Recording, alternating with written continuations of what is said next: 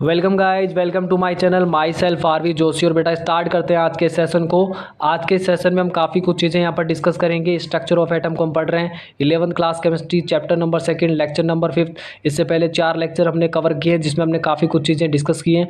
I think आप लोगों ने वो लेक्चर्स देखे हो। अगर आपका कोई भी डाउट हो तो आप हमें कमेंट सेक्शन में ज़रूर पूछें। आज के सेशन में हम कुछ चीज़ें डिस्कस करेंगे। उससे पहले लास्ट सेशन में जो चीज़ हमने कवर करी उसको थोड़ा सा रिवाइंड करते हैं। इलेक्ट्रोमैग्नेटिक रेडिएशन के बारे में हमने वहाँ पर पढ़ा था, जिसमें कहा गया था कि भाई इलेक्ट्रोमैग्नेटिक जो रेडिएशंस होती हैं उनकी क्या प्रॉपर्टीज़ होती है, कौन कौन से कंपोनेंट्स वहाँ पर होते हैं। इसके अलावा बात कर लें तो जैसे हमने कुछ कंपोनेंट्स की बात की, जैसे फ्रीक्वेंसी की बात करी, वेवलेंथ की बात करी, आयाम जो होता है एम्पलीट्यूड की बात करी। फ्रीक्वेंसी की बात करें तो इसको हर्ट्ज में डिनोट किया जाता है। हर्ट्ज इसका ऐसा यूनिट होता है। इसके अलावा सेकंड इनवर्स भी इसका यूनिट होता है। वेवलेंथ की बात करें तो इसमें मीटर इसका ऐसा यूनिट होगा, सेंटीमीटर भी इसका यूनिट होता है। बट ये उन वेव्स के लिए ही यूज़ किया जाता है जहाँ पर जिनका वेवलेंथ काफ़ी कम होता है। एम्पलीट्यूड हमें ये बताता है कि कोई लाइट डिम है या ब्राइट है। अगर कोई लाइट डिम होती है तो उसका एम्पलीट्यूड काफ़ी कम होगा, और अगर कोई लाइट ब्राइट है इसका मतलब उसका एम्पलीट्यूड बढ़ा हुआ है। तो बात कर लेते हैं, अगर फ्रीक्वेंसी की बात करें, फ्रीक्वेंसी क्या होता है तो हमने कहा कि भाई फ्रीक्वेंसी जो होता है किसी एक पर्टिकुलर पॉइंट से पर सेकंड में 1 सेकंड के अंदर कितनी वेव्स पास करेंगी उसी को कहा जाता है फ्रीक्वेंसी। अगर बात करें कि यहाँ तक जो है एक फ्रीक्वेंसी एक वेव कंप्लीट होगा, यहाँ से यहाँ तक दूसरा वेव कंप्लीट होगा। तो इस तरीके से देखा जाता है कि पर सेकंड एक पर्टिकुलर पॉइंट से कितनी वेव्स पास हुई हैं उसी को कहा जाता है फ्रीक्वेंसी। ठीक है। इसके अलावा बात की जाए वेवलेंथ की, तो वेवलेंथ क्या होता है तो हमने कहा कि भाई वेवलेंथ क्या होता है, दो क्रमागत सुरंगों और दो क्रमागत गर्तों के बीच की जो दूरी होती है इसी को क्या कहा जाता है, वेवलेंथ कहा जाता है। और इसके अलावा बात की जाए अगर एम्पलीट्यूड की यानी कि आयाम की, तो वो क्या होता है, मेन पोजीशन से जो मैक्सिमम डिस्टेंस होता है, ठीक है, चाहे वो सुरंग हो या गर्त हो, तो बात की जाती है एम्पलीट्यूड की। ठीक है, आगे बढ़े तो आगे हम कुछ और पॉइंट्स को डिस्कस कर लेते हैं, जिसमें कहा गया था कि लाइट वेलोसिटी, यानी कि चाहे कोई भी वेव्स हो, चाहे कोई भी मैग्नेटिक वेव्स हो, चाहे फिर वो आप एक्सरे की बात कर रहे हो या रेडियो वेव्स की बात कर रहे हो, चाहे उनका फ्रीक्वेंसी कुछ भी हो, चाहे उनका वेवलेंथ कुछ भी हो, हर एक वेव जो है वो लाइट वेलोसिटी के साथ ट्रेवल करती है। और जो कितनी होती है 3 × 10⁸ मीटर पर सेकेंड होती है, जिसका एग्जैक्ट वैल्यू 2.997925 × 10⁸ मीटर पर सेकेंड होता है। फ्रीक्वेंसी और वेवलेंथ का जो मल्टीप्लिकेशन होगा वो आपका लाइट वेलोसिटी होगा, जिसको c ν लिखते हैं। ठीक है, ये क्वेश्चन याद रख लेना, बहुत इंपॉर्टेंट है। अगले पॉइंट की तरफ बढ़ते हैं। तरंगों को बताने के लिए एक दूसरी राशि भी यूज़ की जाती है जिसको वेव नंबर कहा जाता है। वेव नंबर क्या होता है, ठीक है, 1 मीटर पर मीटर डिस्टेंस में, है ना, पर मीटर डिस्टेंस के अंदर पार करने वाली जो या प्रेजेंट नंबर ऑफ वेव जो होगा उसी को क्या कहा जाएगा, यहाँ पर तरंग संख्या कहा जाएगा। ठीक है, तो ये बात ध्यान रख लेना, क्या होता है तरंग संख्या। तरंगों को बताने के लिए एक दूसरी राशि जिसका नाम है तरंग संख्या, जिसको न्यू बार से रिप्रेजेंट करा जाता है। प्रति इकाई लंबाई में तरंग दैर्ध्यों की संख्या जो होती है उसी को क्या कहा जाता है, तरंग संख्या कहा जाता है, वेव नंबर कहा जाता है। इसका जो मात्रक होगा वेवलेंथ का अपोजिट होगा, यानी जो वेवलेंथ का होता है उसके जस्ट अपोजिट। वेवलेंथ का होता है मीटर में या सेंटीमीटर में, तो इसका कितना हो जाएगा, मीटर इनवर्स या सेंटीमीटर इनवर्स में होगा। समझ आया। आगे बढ़े तो ध्यान रखना कि मीटर जो होता है इसका ऐसा यूनिट होगा, लेकिन सेंटीमीटर इनवर्स इसका ऐसा यूनिट नहीं होता है। अगले पॉइंट की तरफ बढ़ते हैं। ये स्पेक्ट्रम हमने कल डिस्कस कर लिया था, जिसमें काफ़ी कुछ चीज़ें हमने कहा था कि भाई स्पेक्ट्रम में क्या था। स्पेक्ट्रम में यहाँ पर क्या होता है, एक पर्टिकुलर अरेंजमेंट होता है यहाँ पर, चाहे आप फ्रीक्वेंसी की बात करें या वेवलेंथ की बात करें, किस तरीके से इनको इंक्रीजिंग या डिक्रीजिंग ऑर्डर में रखा गया था, ये चीज़ हमने डिस्कस की थी। ठीक है, और ये हमने देखा था यहाँ पर विजिबल लाइट की बात करी थी। विजिबल लाइट में जो ये दृश्य स्पेक्ट्रम होता है, जिसमें 400 से 700 750 नैनोमीटर तक का ये रेंज होता है जिसको हम देख सकते हैं। ठीक है, विबग्योर भी आपने सुना होगा। विबग्योर की बात अगर हम करें तो वॉयलेट टू रेड की अगर बात की जाए तो किस तरीके से इधर से इधर वेवलेंथ बढ़ता है, ठीक वैसे ही यहाँ पर भी देख सकते हैं, ये ब्लू से इधर क्या हो रहा है, रेड की तरफ आ रहे हैं तो वेवलेंथ बढ़ रहा है। क्लियर है, 400 से कितना हो गया 750 नैनोमीटर। नैनोमीटर होता है 10⁻⁻9 मीटर। बड़े अगले पॉइंट की तरफ। अगला पॉइंट हमें कहता है कि जिस तरीके से हमने विद्युत चुंबकीय विकिरणों के कौन सा नेचर पढ़ चुके हैं? विद्युत चुंबकीय विकिरणों का जिस तरीके से हमने वेव नेचर अभी पढ़ा है, वैसा ही यहाँ पर पार्टिकल नेचर भी पढ़ने वाले हैं। तो बात करते हैं विद्युत चुंबकीय विकिरण की कणीय प्रकृति। प्लांक का क्वांटम सिद्धांत आता है। उससे पहले ये जान लो कि विवर्तन यानी डिफ्रैक्शन और एक आता है व्यतिकरण यानी इंटरफेरेंस। ये दोनों ही इंसिडेंट्स हैं जो आपको कहाँ मिलेंगे? 12th फिजिक्स के अंदर, जहाँ पर आप वेव चैप्टर पढ़ेंगे वहाँ पर आपको ये पढ़ने को मिलेगा। और ये दोनों इंट्रैक्शंस जो हैं, ये दोनों जो इंसिडेंट्स हैं, ये आपको कहाँ मिलेंगे? फिजिक्स के वेव चैप्टर में मिलेंगे और बहुत अच्छे से मिलेंगे। ठीक है, ये कहीं ना कहीं वेव नेचर पे डिपेंड करते हैं। वेव नेचर के ज़रिए ही इनको एक्सप्लेन किया जा सकता है। ठीक है, लेकिन कुछ प्रेक्षणों और भी हैं जिनके बारे में हम देखते हैं तो हम ये सोचते हैं कि क्या हम इन्हें एक्सप्लेन क्या वेव नेचर से कर सकते हैं। तो कुछ और इंसिडेंट्स ऐसे भी हैं जिनको हम वेव नेचर के थ्रू एक्सप्लेन नहीं कर सकते, जिनमें से कुछ नाम यहाँ पर हैं। सबसे पहला आता है गर्म पिंड से विकिरण का उत्सर्जन होना। ठीक है, गर्म पिंड से विकिरण का उत्सर्जन होना, जिसको हम कृष्णिका विकिरण कहते हैं, ब्लैक बॉडी रेडिएशन कहते हैं। नाम तो सुना ही है ब्लैक बॉडी रेडिएशन का। ठीक है, अगले पॉइंट की तरफ बढ़ते हैं। एक पॉइंट और आता है यहाँ पर, धातु की सतह से विकिरण के टकराने पर, धातु की सतह से यानी कि जब किसी मेटल के सरफेस पर वेव्स टकराती हैं, रेडिएशन आता है और उसके बाद वहाँ से इलेक्ट्रॉन निकल जाता है, तो उसको कहा जाता है फोटो इलेक्ट्रिक इफेक्ट, प्रकाश विद्युत प्रभाव कहा जाता है। ये फिजिक्स में भी पढ़ने को मिलता है, तो यहाँ पर भी है। तीसरा पॉइंट आता है ठोसों में तापमान के फलन के रूप में ऊष्माधारिता का परिवर्तन। ठीक है, किस तरीके से किसी ठोस के अंदर जब टेम्परेचर बढ़ाया जाता है तो टेम्परेचर के रेस्पेक्ट में किस तरीके से उसकी हीट अंदर बढ़ने लगती है, ये समझना ज़रूरी है। अगले पॉइंट की तरफ बढ़ें। विशेषकर हाइड्रोजन के संदर्भ में और परमाणुओं के लिए जो रेखा स्पेक्ट्रम है वो किस तरीके से बनाया, क्योंकि ये बात ध्यान रख लेना, नील्स बोर ने सबको स्टडी किया है। मतलब हर एक मॉडल को स्टडी करा है, चाहे आप जैसे थॉमसन मॉडल की बात करें, चाहे रदरफोर्ड मॉडल की बात करें, चाहे मैक्स प्लांक का ये विद्युत चुंबकीय विकिरण का सिद्धांत देख लें। ठीक है, इन सब, और चाहे आप मैक्स प्लांक का क्वांटम सिद्धांत देख लें, इन हर एक सिद्धांत को, मॉडल को किसने समझाया? नील्स बोर ने समझा, और उसी के बाद उन्होंने अपना मॉडल प्रपोज किया था, एटॉमिक मॉडल। तो ये बात ध्यान रख लेना। अब बात करते हैं कि ये जितनी भी परिघटनाएं आपके सामने लिखी हैं, ये परिघटनाएं इंगित करती है कि निकाय केवल विशेष मात्रा में ही ऊर्जा ले सकता है। ठीक है, एक फिक्स अमाउंट में ही ले सकता है। सभी संभावित ऊर्जाएं उसके लिए ग्रहण करना या उत्सर्जित करना आसान नहीं होता है। यह ध्यान देने वाली बात है कि 1900 में मैक्स प्लांक द्वारा सबसे पहले उपरोक्त उल्लेखित कृष्णिका विकिरण के बारे में पहली बार कुछ बताया गया था। आइए हम सबसे पहले ये जान लें कि ये होता क्या है, इसको किस तरीके से समझा गया। सबसे पहले क्या होता है, गर्म वस्तुएं विस्तृत प्रास में, जो गर्म वस्तुएं होती है वो एक वाइड रेंज में, एक बड़े रेंज में, है ना, क्या करती है? विद्युत चुंबकीय तरंगदैर्ध्यों के विकिरण उत्सर्जित करती हैं। अलग अलग वेवलेंथ की जो वेव्स हैं उनको रिलीज़ करती हैं। ऐसे में क्या होता है कि उच्च ताप पर विकिरण का बड़ा स्पेक्ट्रम दृश्य भाग में होता है। ठीक है, जहाँ पर वो कलर शो करता है। जब ताप बढ़ाया जाता है तो लघु तरंगदैर्ध्य यानी नीला प्रकाश अधिक मात्रा में उत्पन्न होता है। उदाहरण के लिए, जब किसी लोहे की छड़ को आप भट्टी में गर्म करेंगे तो उससे क्या होता है कि इससे सबसे पहला लाल रंग का होता है, हल्का लाल हो जाता है। फिर टेम्परेचर बढ़ाने से वो गहरा लाल हो जाता है। उसके बाद क्या होता है कि जब इसे और गर्म करेंगे तो ऐसे में क्या होता है, उससे विकिरण निकलने वाली जो विकिरण होती है वो कैसी होती है? वाइट, सफ़ेद होती है। जब ताप बहुत ज़्यादा बढ़ जाता है तो ऐसे में वो नीले कलर का हो जाता है। तो आप ये देख सकते हैं कि ऐसा हुआ क्यों। इसका मतलब ये है, इसका अर्थ यह है कि लाल विकिरण किसी विशेष ताप पर ही अधिक तीव्र हुई, है ना। लाल प्रकाश के लिए जो विकिरण जो तरंगदैर्ध्य चाहिए थी या टेम्परेचर चाहिए था वो वहाँ पर मिला, तभी वो लाल कलर शो करने लगा। ठीक है, इसी तरीके से अगर दूसरे ताप पर देखें तो नीले विकिरण ही अधिक तीव्र हुई। अर्थात गर्म वस्तुओं द्वारा उत्सर्जित विभिन्न तरंगदैर्ध्यों के विकिरणों की तीव्रता वस्तुओं के ताप पर निर्भर करता है। ये बात प्रूव हो गई। लेकिन 1850 की बात जब होती है, 1850 के अंत तक ये ज्ञात हो चुका था कि विभिन्न द्रव्यों, अलग अलग पदार्थों की बात की जाए तो उनसे निर्मित जो वस्तुएं होती हैं यदि विभिन्न तापों पर रखी जाएं, अलग अलग टेम्परेचर्स पर रखी जाएं तो ऐसे में विभिन्न मात्रा में विकिरण उत्सर्जित करती हैं।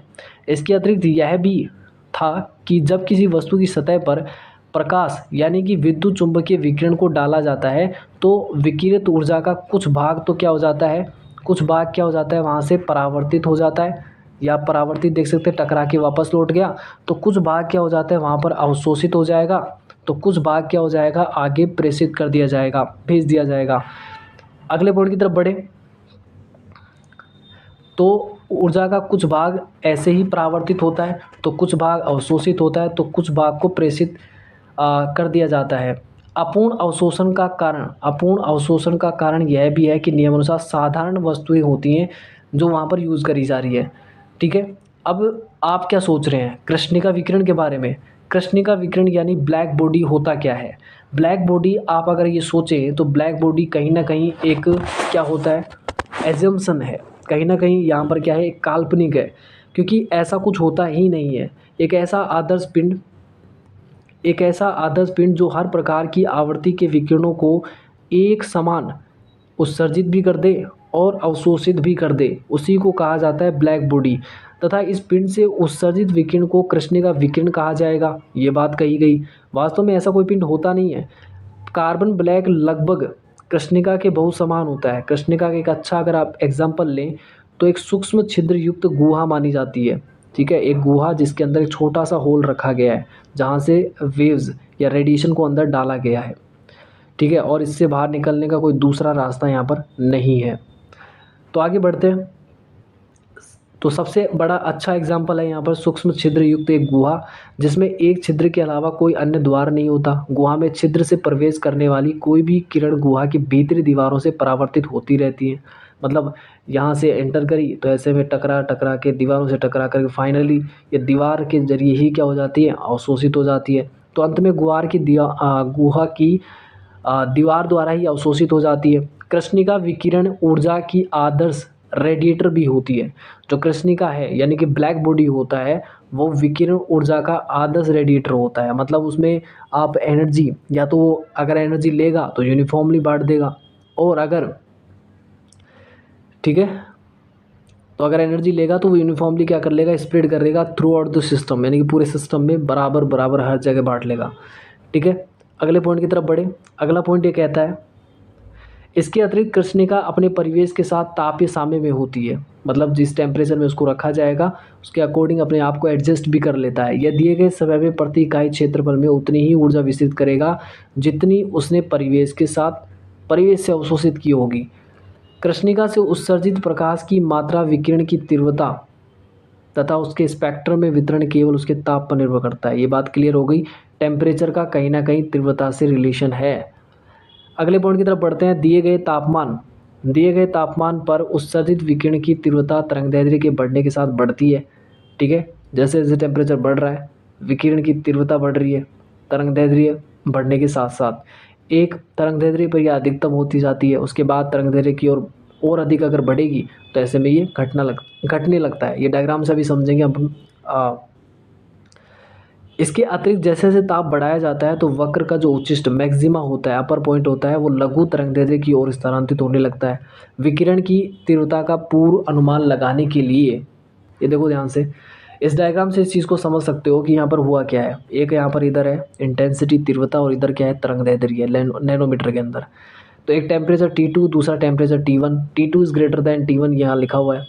ठीक है, तो जब टेम्परेचर कम था तो आप देख सकते हैं कि तरंगदैर्ध्य बहुत ज़्यादा अगर बढ़ाया गया तब जाके क्या हुई है, तीव्रता बढ़ी है। लेकिन जब टेम्परेचर क्या था, ज़्यादा था, तो वहाँ पर क्या हुआ कि कम तरंगदैर्ध्य के ऊपर ही इंटेंसिटी क्या बढ़ गई। ठीक है, तो ये चीज़ क्लियर हो गई होगी। विकिरण की तीव्रता को तरंगदैर्ध्य के फलन के रूप में प्रस्तुत करने के लिए अनेक प्रयास किए गए, है ना। लेकिन हुआ क्या, हुआ ये, प्रकाश के तरंग सिद्धांत के आधार पर उपरोक्त परिणामों की संतोषजनक व्याख्या नहीं हो पाई। मैक्स प्लांक नाम के साइंटिस्ट आते हैं जिन्होंने इस मान्यता के आधार पर संतोषजनक परिणाम प्राप्त किया कि विकिरण का अवशोषण उत्सर्जन कृष्णिका जो आपने लिया है, कृष्णिका की दीवारों के परमाणु से उत्पन्न होता है। कि विकिरणों का जो उत्सर्जन हुआ, विकिरणों का जो अवशोषण हुआ और उत्सर्जन हुआ, ये दोनों कहीं ना कहीं दीवार जो है, कृष्णिका की जो दीवार है उसके परमाणुओं से हुआ है। ये लगातार विद्युत चुंबकीय विकिरणों के दोलित्रों के साथ ऊर्जा का आदान प्रदान करते हैं। ठीक है, और ये क्या करते हैं, लगातार किसके साथ, इलेक्ट्रोमैग्नेटिक रेडिएशंस के जो संसूचक होते हैं। एक तरीके से ये मानिए कि दोलित्र जो होते हैं वो एक इलेक्ट्रिकल डिवाइस की तरह होती है जो ये बताती है कि वास्तव में यहाँ से इलेक्ट्रोमैग्नेटिक रेडिएशंस क्या हो रही हैं, रिलीज हो रही है। ठीक है। तो ऐसे में क्या होता है कि यह लगातार विद्युत चुंबकीय विकिरणों के दोलित्रों के साथ ऊर्जा का आदान प्रदान करते हैं। प्लांक ने यह माना कि विकिरण को ऊर्जा के डिस्क्रीट यानी कि विविक्त भागों में बांटा जा सकता है। यानी प्रकाश जो है ना वो लाइट नहीं है, आप वेव मत ना मानो उसको। प्लांक ने ऐसा कहा कि जो लाइट है वो जस्ट वेव्स नहीं है, उसके अंदर ना छोटे छोटे एनर्जी पैकेट्स है। छोटे छोटे क्या एनर्जी पैकेट्स होते हैं ऐसे। एक इसको फिर से समझिए। उसने कहा कि छोटे छोटे एनर्जी पैकेट्स होते हैं किसके अंदर, लाइट के अंदर। एनर्जी छोटे छोटे एनर्जी पैकेट्स होते हैं किसके अंदर, लाइट के अंदर। इस तरीके से वेव्स आता है, उसके अंदर छोटे छोटे एनर्जी पैकेट्स होते हैं। ठीक है, ये बात किसने कही, मैक्स प्लांक ने कही। और इन एनर्जी पैकेट्स की ना एनर्जी फिक्स होती है। ठीक है, प्लांक ने यह माना कि विकिरण को ऊर्जा के विविक्त या डिस्क्रीट भागों या छोटे छोटे भागों में बांटा जा सकता है। मैक्स प्लांक की मान्यता थी कि परमाणु और अणु केवल डिस्क्रीट मान्यताओं में ही ऊर्जा को उत्सर्जित या अवशोषित करते हैं, न कि अनवरत रूप में। मतलब एक फिक्स पैकेट एनर्जी का लेंगे, ऐसा नहीं है कि वो लगातार एनर्जी ट्रांसफ़र नहीं करते हैं। ठीक है, तो वेव जो विद्युत चुंबकीय विकिरणें होती हैं वो लगातार नहीं करती एनर्जी ट्रांसफ़र, बल्कि वो पैकेट्स के फॉर्म में करती है। और एटम और मॉलिक्यूल भी वही काम करते हैं, ये भी क्या करते हैं, पैकेट्स के फॉर्म में ही एनर्जी को लेते हैं। ये बात किसने कही, मैक्स प्लांक ने कही। तो मैक्स प्लांक की मान्यता यही थी कि उन्होंने कहा कि भाई एटम्स जो होंगे वो किस फॉर्म में लेते हैं, पैकेट्स के फॉर्म में लेते हैं। विद्युत चुंबकीय विकिरण के रूप में ऊर्जा की सबसे न्यूनतम मात्रा का जो उत्सर्जन या अवशोषण होगा उसे मैक्स प्लांक ने क्या कह दिया, क्वांटम कह दिया। क्योंकि क्वांटम में क्वांटा जो होता है वो काफ़ी छोटी चीज़ों के लिए यूज़ किया जाता है। तो क्वांटा, ठीक है, टाइनी पार्टिकल्स के लिए यूज़ किया जाता है क्वांटा। विकिरण के एक क्वांटम की जो ऊर्जा है उन्होंने बताई कैपिटल ई, जो उसकी आवृत्ति के डायरेक्टली प्रोपोर्शनल होगी न्यू के। तो ई इज़ डायरेक्टली प्रोपोर्शनल अगर न्यू होगा, ध्यान से सुनो, अगर E is directly proportional new होगा तो जब प्रोपोर्शनल साइड हटेगा तो यहाँ से एच आ जाएगा, जिसको हम लिखेंगे E equals to H nu. जहाँ पर एच होता है प्लांक कांस्टेंट, जिसका वैल्यू कितना होगा 6.626। कितना होता है 6.626 इंटू 10⁻⁻34 जूल सेकेंड। क्लियर है, अगले पॉइंट की तरफ बढ़े। अगला पॉइंट ये कहता है, इस समीकरण के जरिए आप समझ सकते हैं इसको, E equals to H nu. ध्यान रख लेना, ये इक्वेशन बहुत इंपॉर्टेंट है, यहाँ से बहुत बार न्यूमेरिकल वैल्यूज न्यूमेरिकल क्वेश्चंस यहाँ पर आते हैं। E equals to H nu, ठीक है। अब बात करते हैं आनुपातिक स्थिरांक यानी एच को क्या कहा गया है, यहाँ पर प्लांक स्थिरांक कहा गया है। क्या कहा गया है भाई, अनुपातिक जो स्थिरांक है एच को प्लांक स्थिरांक कहा गया है, जिसका वैल्यू 6.626 इंटू 10⁻⁻34 जूल सेकेंड है। क्वांटीकरण होता क्या है, मतलब क्वांटाइजेशन की अगर बात कर रहे हो, क्वांटम की बात अगर मैक्स प्लांक ने की है तो वो होता क्या है। कुछ इस तरीके से समझ सकते हो कि जैसे मान लो कि आपको छत पे जाना हो, तो क्वांटीकरण की तुलना सीढ़ियों पर खड़े होने से की गई है। कोई भी व्यक्ति सीढ़ियों के किसी भी पायदान पर खड़ा हो सकता है, परंतु इसके लिए सीढ़ी के दो पायदानों के बीच पर खड़ा होना संभव नहीं है। ऐसे में ऊर्जा का मान निम्नलिखित समुच्चय में से कोई भी हो सकता है, लेकिन इन मानों के बीच में कोई मान नहीं हो सकता। क्या क्या हो सकते हैं, E H new, 2h new, 3h new और n। अगर फोटोन्स की बात हो रही है तो वहाँ पर NH न्यू होंगे। ठीक है, ऐसे समझो कि अगर मान लो कि आपको छत पे जाना हो, छत यहाँ पर है और यहाँ पर जाने के लिए आपको सीढ़ी चढ़नी पड़ेगी। ठीक है, आपको क्या करना पड़ेगा, सीढ़ी चढ़नी पड़ेगी। तो सीढ़ी चढ़ने के लिए ये ज़रूरी है कि आपको, मतलब छत पे जाने के लिए ज़रूरी है कि आपको सीढ़ी तो चढ़नी ही पड़ेगी।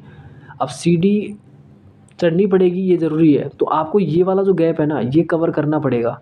सीढ़ी चढ़ने के लिए ये वाला गैप कवर करना पड़ेगा। ऐसा नहीं है कि आप बोलो कि मुझे एनर्जी, मेरे पास सिर्फ इतनी ही एनर्जी है कि मैं यहाँ खड़ा हो सकता हूँ, तो यहाँ तो आप खड़े ही नहीं हो सकते। अगर आपके पास इतनी एनर्जी है कि आप यहाँ तक पहुँच सकते हैं तो आप बात करिए, अदरवाइज़ आप इसकी बात नहीं करेंगे, आप यहाँ खड़े ही नहीं हो सकते, पॉसिबिलिटी ही नहीं है। ठीक है, तो ये ध्यान रखना कि आप सिर्फ इन लेवल्स पे ही खड़े हो सकते हैं, इनके बीच वाले लेवल्स पे खड़े नहीं हो सकते। ये बात किसने कही, मैक्स प्लांक ने कही। अगले पॉइंट की तरफ बढ़ते हैं। मैक्स प्लांक के सिद्धांत के आधार पर क्या चीज़ें होती है क्लियर।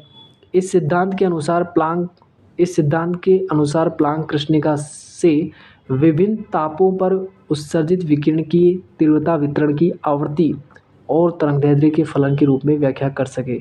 मतलब सिंपल सा है कि जो विकिरणें मिल रही थी उनका इंटेंसिटी का, उनकी फ्रिक्वेंसी से और उनकी वेवलेंथ से किस तरीके से रिलेशन है, ये बताने में सफल रहे मैक्स प्लांक। ठीक है, तो ये है मैक्स प्लांक जिन्होंने ये सब कुछ किया, यानी ये सब जो एक्सपेरिमेंट है या फिर ये जो स्टेटमेंट दिए हैं ये किसने दिए हैं, मैक्स प्लांक ने दिए। इनके बारे में थोड़ी सी जीवनी यहाँ दी गई उनके बारे में। ठीक है, बात करते हैं फोटो इलेक्ट्रिक इफेक्ट की। नेक्स्ट जो पॉइंट आ जाता है वो आ जाता है यहाँ पर प्रकाश विद्युत प्रभाव। प्रकाश विद्युत प्रभाव यानी कि photo electric effect. Photo electric effect के बारे में बात करें, सन 1887 में एच हर्ट्ज ने बहुत ही दिलचस्प प्रयोग किया, जिसमें कुछ धातुओं जैसे कि पोटेशियम, रुबिडियम और सीजियम की बात की जाती है।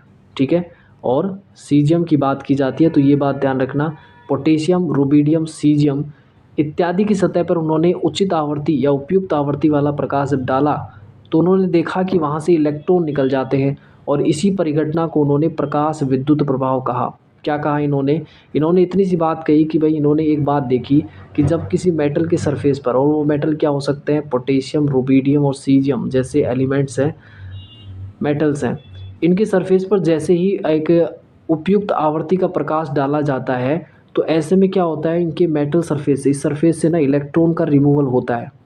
इस इलेक्ट्रॉन को फोटो इलेक्ट्रॉन कहते हैं, और ऐसे में इस प्रभाव को प्रकाश विद्युत प्रभाव कहा। लेकिन इसके बारे में कंप्लीट अगर कंक्लूजन की बात करें तो वो कहीं ना कहीं आइंस्टीन ने बताया था। तो क्या क्या यहाँ पर बात करते हैं, क्या क्या हुआ इस एक्सपेरिमेंट में, ध्यान से समझना।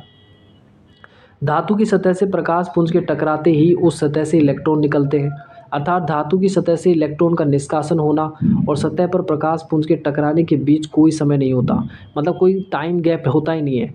मतलब जैसे ही धातु की सतह से इलेक्ट्रॉन, जैसे ही धातु की सतह से विकिरण टकराते हैं, प्रकाश विकिरण टकराएंगे उचित आवर्ती का, वैसे ही यहाँ क्या हो जाता है, इलेक्ट्रॉन का रिमूवल हो जाता है, कोई टाइम नहीं लगता है वहाँ पर। ठीक है, दूसरी बात यहाँ पर कही गई कि निष्कासित इलेक्ट्रॉन की संख्या जो होगी प्रकाश की तीव्रता के समानुपाती होगी, कि जितनी ज़्यादा की तीव्रता का प्रकाश आप लेंगे उतने ही ज़्यादा इलेक्ट्रॉन्स वहाँ पर रिमूव होंगे उस सरफेस से।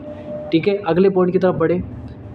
प्रत्येक धातु के लिए एक अभिलाक्षणिक न्यूनतम आवर्ती होती है, जिसे देहली आवर्ती या थ्रेशोल्ड फ्रीक्वेंसी कहा जाता है, और जिससे कम आवर्ती पर प्रकाश विद्युत प्रभाव प्रदर्शित ही नहीं होता। जब new is greater than new not होगा तभी निष्कासित इलेक्ट्रॉन की कुछ गतिज ऊर्जा हो सकती है, और ऐसे में गतिज ऊर्जा प्रकाश की आवर्तियों के बढ़ने के साथ बढ़ती है। ठीक है, तो पहले तो इस डायग्राम को समझ लो। इस डायग्राम में क्या किया गया है, इस डायग्राम में ये है कि सबसे पहले यहाँ पर एक मेटल का सरफेस है, इस मेटल के सरफेस को नेगेटिव टर्मिनल से जोड़ा गया। यहाँ पर एक संसूचक है जिसको यहाँ पर पॉजिटिव टर्मिनल से जोड़ा गया। सबसे पहले क्या हुआ कि जैसे ही लाइट, जो कि एक कहते हैं कि उपयुक्त आवर्ती का जब प्रकाश इस धातु के सरफेस पर, जो पोटेशियम, रुबिडियम या सीजियम जैसा हो सकता है, तो जैसे ही इस पर टकराया तो ऐसे में क्या हुआ कि यहाँ से इलेक्ट्रॉन का रिमूवल हुआ। इलेक्ट्रॉन पे होता है चार्ज नेगेटिव, तो ऐसे में ये पॉजिटिव टर्मिनल की ओर ट्रेवल किया, और ऐसे में जैसे ही पहुँचा तो यहाँ पर इलेक्ट्रिसिटी जनरेट हो गई, इलेक्ट्रिसिटी आया, और इसी इलेक्ट्रिसिटी को आप देख सकते हैं यहाँ पर आप इस तरीके से। तो ये जो इलेक्ट्रॉन यहाँ से निकला इसको देखा गया है कि ये फोटो इलेक्ट्रॉन होता है, फोटोन की वजह से कहीं ना कहीं इलेक्ट्रॉन बाहर निकला है। आगे बढ़ते हैं, आगे क्या कहा गया, आगे कहा गया उपरोक्त सारे परिणामों की व्याख्या पारंपरिक भौतिकी के नियमों के आधार पर नहीं की जा सकी। उन नियमों के अनुसार प्रकाश की किरण की ऊर्जा की जो मात्रा है प्रकाश की तीव्रता पर निर्भर करता है, जबकि ऐसा नहीं होता है, तीव्रता का ऊर्जा से बहुत बड़ा रिलेशन नहीं है। ठीक है, दूसरे शब्दों में ये भी कहा जा सकता है कि निष्कासित होने वाले इलेक्ट्रॉन और उनसे संबंधित गति ऊर्जा की व्याख्या प्रकाश की तीव्रता से की जा सकती है। ना तो ऊर्जा का तीव्रता से रिलेशन है और ना ही गतिज ऊर्जा का तीव्रता से रिलेशन है। लेकिन बाद में क्या देखा गया, यद्यपि यह देखा गया कि निष्कासित इलेक्ट्रॉन की जो संख्या है वो प्रकाश की तीव्रता पर जरूर निर्भर करती है। ठीक है, लेकिन इन इलेक्ट्रॉनों की जो गतिज ऊर्जा होती है वो तीव्रता पर निर्भर नहीं करती। सिंपल सा आप ये समझ लो, तीव्रता क्या होती है, तीव्रता होती है कि आने वाली जो लाइट है, अगर आप ये कह रहे हो कि इसकी तीव्रता अच्छी खासी है, तो उसमें है कि नंबर ऑफ फोटोन्स जो हैं, नंबर ऑफ फोटॉन्स जो होंगे वो ज़्यादा होंगे। तीव्रता बढ़ने का मतलब है कि नंबर ऑफ फोटॉन्स क्या होंगे, उसमें ज़्यादा होंगे। ठीक है, और ये भी ध्यान रख लेना कि एक फोटोन केवल एक ही इलेक्ट्रॉन का रिमूवल करता है। ठीक है, एक फोटोन एक ही इलेक्ट्रॉन का रिमूवल करता है। तीव्रता बढ़ने का मतलब है कि उसमें नंबर ऑफ फोटॉन्स बढ़ गए, नंबर ऑफ फोटॉन्स बढ़े हैं, ना कि उसकी ऊर्जा बढ़ी है। क्लियर है। अगले पॉइंट की तरफ बढ़ते हैं। अगला पॉइंट कहता है लेकिन इन इलेक्ट्रॉनों की गतिज ऊर्जा तीव्रता पर निर्भर नहीं करती। आप ये बिल्कुल नहीं करेंगे कि इलेक्ट्रॉन की गतिज ऊर्जा, इलेक्ट्रॉनों को मूव करने के लिए जो ऊर्जा चाहिए वो आप ये कहें कि भाई तीव्रता बढ़ने के साथ बढ़ेगी, नहीं बढ़ेगी। क्लियर, उसका कोई उसके साथ कनेक्शन नहीं होता है। उदाहरण के लिए आप ये समझिए, आपके पास पोटेशियम का एक टुकड़ा है और यदि इस टुकड़े के ऊपर आप किसी भी तीव्रता का ध्यान रखना, तीव्रता का मतलब है आप कितने भी फोटोन डाल लीजिए। अब ये बोला जा रहा है ना, किसी भी तीव्रता का मतलब है कितने भी फोटोन्स आप डाल लीजिए, लेकिन जो आप फोटोन्स डाल रहे हैं वो लाल प्रकाश के डाल रहे हैं, जिसकी एनर्जी कितनी है, जिसकी एनर्जी है 4.3 से 4.6 इंटू 10 की पावर 14 हर्ट्ज, जो कई घंटों तक भी डालने के बाद वहाँ से कोई प्रकाशिक इलेक्ट्रॉन निकला ही नहीं। लेकिन जैसे ही आपने पीले प्रकाश को डाला, जबकि उसकी तीव्रता कम थी, उसमें नंबर ऑफ फोटोन्स कम थे, लेकिन हर एक फोटोन की जो फ्रीक्वेंसी थी वो अच्छी खासी थी, मतलब जितनी चाहिए थी उससे ज़्यादा ही थी। तो उसकी फ्रीक्वेंसी कितनी थी, 5.1 से 5.2 इंटू 10 पावर 14 हर्ट्ज पोटेशियम पर डाला गया। तो ऐसे में देखा गया कि भाई प्रकाश विद्युत प्रभाव हो जाता है, मतलब उस सरफेस से, उस मेटल की सरफेस से इलेक्ट्रॉन का रिमूवल हो जाता है। तो पोटेशियम धातु के लिए जो देहली आवृत्ति थी वो तो 5 गुना 10 की घात 14 ही थी, और आपने जो डाला वो 5 गुना 10 की घात 5.1 या 5.2 इंटू 10 की घात 14 आपने यूज़ करा, तो 5 से ज़्यादा हुआ। तो कहने का मतलब ये है कि इलेक्ट्रॉन का रिमूवल तब तक नहीं होगा एक मेटल के सरफेस से, एक मेटल के सरफेस से इलेक्ट्रॉन का जो रिमूवल है वो तब तक नहीं होगा जब तक आने वाले प्रकाश की आवृत्ति उस इसकी अपनी आवृत्ति से, इसकी अपनी देहली आवृत्ति से ज़्यादा नहीं होगा। तो ये बात ध्यान रखना, हमेशा ये चाहिए, हमेशा क्या चाहिए आपको, ये बात चाहिए कि new is greater than new not. अगर ये ऐसा है तो इस मेटल की सरफेस से क्या होगा, इलेक्ट्रॉन का रिमूवल होगा, तभी प्रकाश विद्युत प्रभाव देखने को मिलेगा। क्लियर है। तो यही बात यहाँ पर बताई गई है। विद्युत चुंबकीय विकिरण के प्लांक के क्वांटम सिद्धांत का उपयोग करके आइंस्टीन ने 1905 में प्रकाश विद्युत प्रभाव को समझाया। अब प्रकाश विद्युत प्रभाव को पूरे तरीके से एक्सप्लेन किसने करा, आइंस्टीन ने किया। धातु की सतह पर प्रकाश पुंज के टकराने को, ध्यान से सुनना, धातु की सतह पर प्रकाश पुंज के टकराने को कणों के, दैट मीन्स कि फोटोनों के पुंज का टकराना समझा जा सकता है। जब कोई पर्याप्त ऊर्जा वाला फोटोन धातु के परमाणुओं के इलेक्ट्रॉनों से टकराता है तो वह इलेक्ट्रॉनों को ऊर्जा दे देता है। ठीक है, तो वह इलेक्ट्रॉनों को परमाणु से बाहर निकाल देता है। फोटोनों की ऊर्जा जितनी ज़्यादा होगी उतनी ही ऊर्जा वो इलेक्ट्रॉनों को देगा। निष्कासित इलेक्ट्रॉन की गतिज ऊर्जा जो होगी उतनी ही ज़्यादा हो जाएगी। दूसरे शब्दों में ये भी कहा जा सकता है कि निष्कासित इलेक्ट्रॉन की गतिज ऊर्जा विद्युत चुंबकीय विकिरण की आवृत्ति के समानुपाती होगी। क्योंकि टकराने वाले फोटोन की ऊर्जा अगर hν है और इलेक्ट्रॉन को निष्कासित करने वाले के लिए आवश्यक न्यूनतम ऊर्जा अगर hν0 है तो कार्यफलन, इसको hν0 को कार्यफलन कहते हैं, कितना, W0। ठीक है, इस चीज़ को देखो ऐसे समझो। अब जो आइंस्टीन है 1905 के अंदर 1905 में आइंस्टीन ने क्या कहा, आइंस्टीन ने कहा कि भाई ये एक मेटल सरफेस है। ठीक है, ये एक मेटल का सरफेस है। ये किसने बताया, ध्यान से सुनना इस चीज़ को। आइंस्टीन ने क्या कहा है, एक मेटल सरफेस है, इस मेटल के सरफेस के ऊपर क्या हो रहा है, यहाँ पर इलेक्ट्रॉन का रिमूवल होगा यहाँ से, और होगा कैसे, ध्यान से सुनना। इन्होंने क्या कहा कि सबसे पहले एक मेटल सरफेस है, इसके ऊपर कुछ लाइट्स आ रही है, यानी कि कुछ विद्युत चुंबकीय विकिरणें आ रही हैं। ठीक है, इन विद्युत चुंबकीय विकिरणों की जो आवृत्ति है वो है न्यू, क्या, इन विद्युत चुंबकीय विकिरणों की जो आवृत्ति है वो है न्यू, और इसकी जो आवृत्ति है वो है न्यू0। इसके अकॉर्डिंग इनकी ऊर्जा कितनी हो जाएगी, अकॉर्डिंग टू प्लांक कितना हो जाएगा, hν हो जाएगा। और इसकी ऊर्जा कितनी हो जाएगी, इसकी ऊर्जा कितनी हो जाएगी भाई, hν0। सिंपली इसको ऐसे लिख सकते हैं। अब इतना तो समझ आ गया, एक hν है, दूसरा hν0 है। इस hν0 को W0 भी कहा जा सकता है क्योंकि ये कार्यफलन ही है। दूसरी बात यहाँ पर इन्होंने क्या कही, इन्होंने कहा कि भाई इस मेटल के सरफेस पे, इस मेटल के सरफेस पर जब कोई उचित आवर्ती का प्रकाश, जब कोई उचित आवर्ती का प्रकाश, कहने का मतलब है कि आने वाले प्रकाश की आवर्ती जब धातु के अपनी देहली आवर्ती से ज़्यादा होगा, ठीक है, जब new is greater than new not होगा, तो ऐसे में क्या होगा, जैसे मान लेते हैं ये है, ठीक है, ये आने वाले प्रकाश की आवर्ती जो दी गई है वो न्यू दी गई है, जो ग्रेटर देन न्यू नॉट है, ठीक है। ऐसे में क्या होगा कि इन्होंने क्या किया, इस धातु सरफेस को क्या दे दिया, एनर्जी दे दिया, या फिर ये कहा जाए कि इस धातु के सरफेस पे जो इलेक्ट्रॉन्स होंगे उनको एनर्जी दे दिए। ऐसे में क्या होंगे, इलेक्ट्रॉन इस एनर्जी को लेकर के बाहर निकलेंगे। सिंपली ये तो आपको समझ ही आ गया होगा कि न्यू इज़ ग्रेटर देन क्या है, यहाँ पर न्यू नॉट है। न्यू इज़ ग्रेटर देन क्या है, यहाँ पर न्यू नॉट है।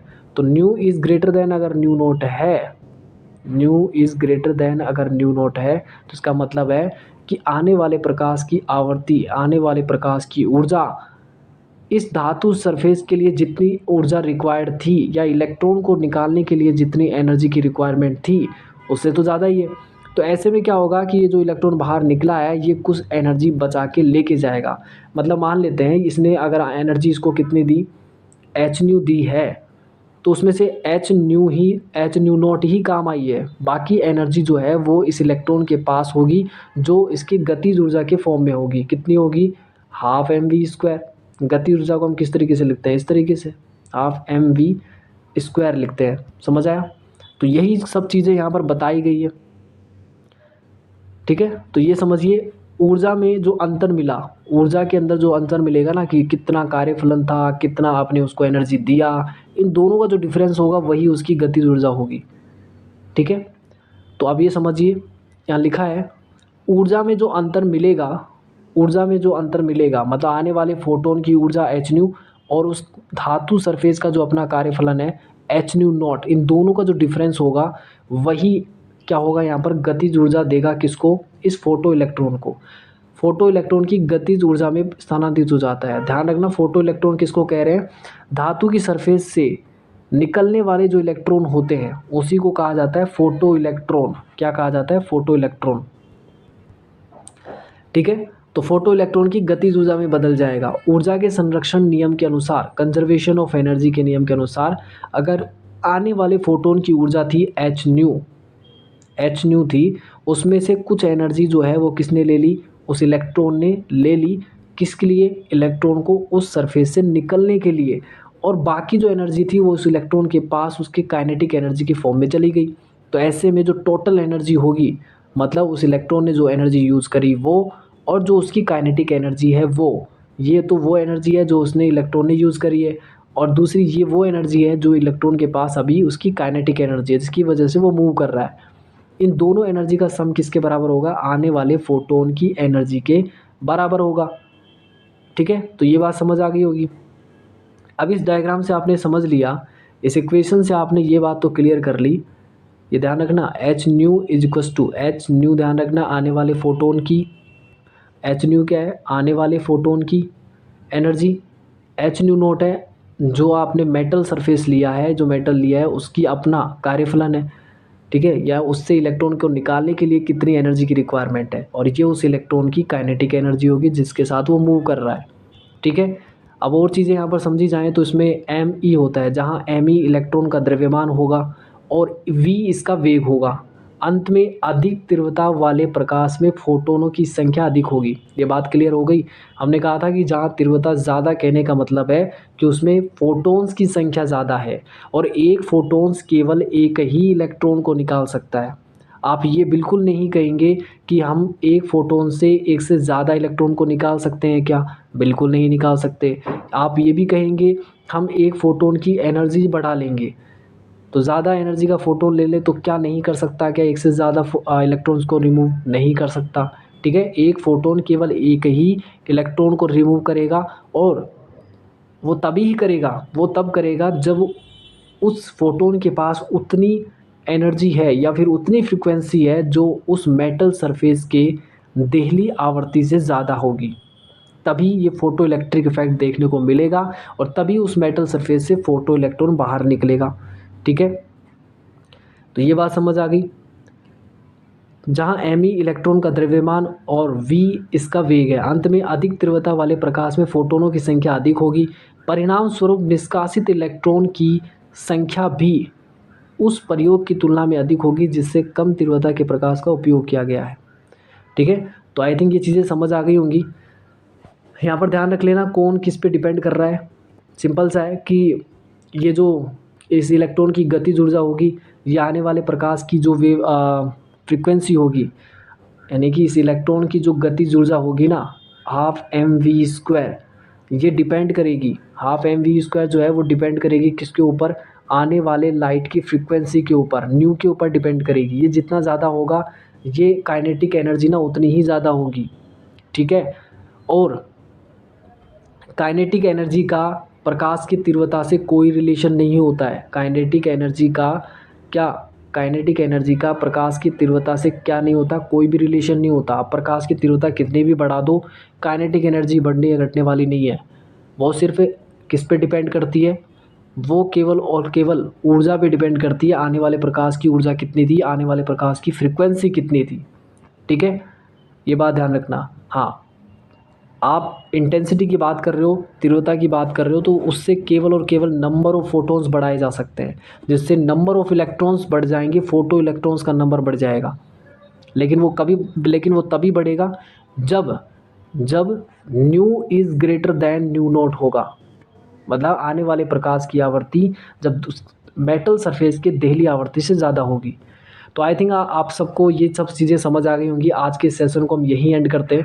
आज के सेशन में काफ़ी कुछ चीज़ें हमने डिस्कस करी है, और अगर आपका कोई भी डाउट हो तो आप हमें कमेंट सेक्शन में ज़रूर बताएं। और सबसे इम्पोर्टेंट काम, आप इन लेक्चर्स को शेयर करें। आप इन वीडियो से बहुत कुछ सीख सकते हैं। ठीक है, आप ना अपना जो बेसिक है, अपने कॉन्सेप्ट को बिल्ड कर सकते हैं। तो ठीक है, आई थिंक आप लोगों को आज का ये जो लेक्चर है वो समझ आया होगा। और आज के सेशन को हम यही एंड करते हैं। मिलते हैं कल के सेशन में, तब तक के लिए थैंक यू।